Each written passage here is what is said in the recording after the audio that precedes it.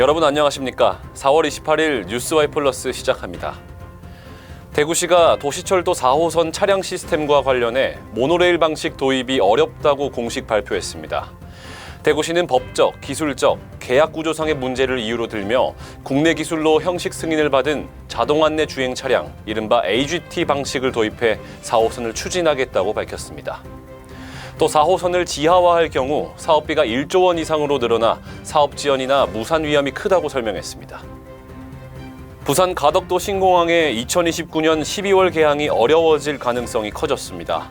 공사를 맡은 현대건설 컨소시엄이 공사 기간을 당초 계획보다 2년이 더 긴 9년으로 제한했기 때문인데요. 공사비도 정부 예상보다 더 많이 들 수 있다는 전망이 나왔습니다.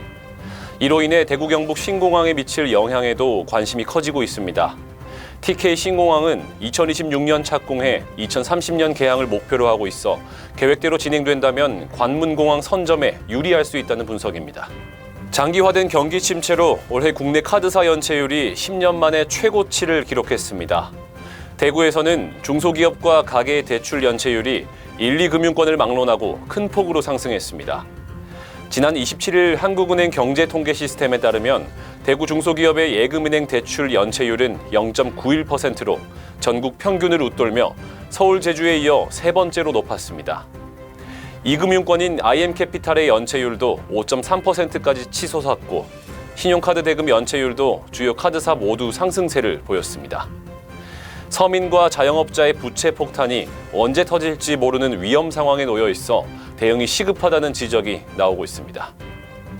6.3 대선이 5주 앞으로 다가온 가운데 한 가지 변수, 한덕수 대통령 권한대행이 사실상 대선 출마 의사를 굳힌 것으로 알려졌습니다. 이르면 30일 대통령 선거 출마를 위해 국무총리직을 사퇴할 것으로 보입니다. 한 대행은 보수와 중도층 지지를 기반으로 반이재명 빅텐트를 꾸릴 전망인데요. 정치권에 따르면 한 대행은 주변에 출마 의사를 밝힌 것으로 전해졌고 공직선거법상 5월 4일까지는 사퇴해야 합니다.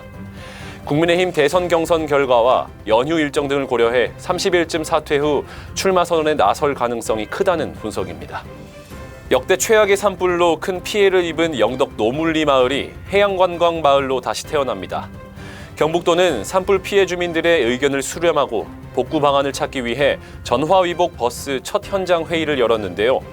노물리 마을은 바닷길을 테마로 한 블루로드 마을과 전망대 공원 등을 조성해 단순 복구가 아닌 새로운 모습으로 재건될 예정입니다. 경북도는 임시 주거시설 설치와 이재민 지원에도 속도를 내고 있으며 정부 지원을 요청해 재건 사업을 본격 추진할 계획입니다. 오늘 저희가 준비한 소식은 여기까지입니다. 시청해주신 여러분 고맙습니다.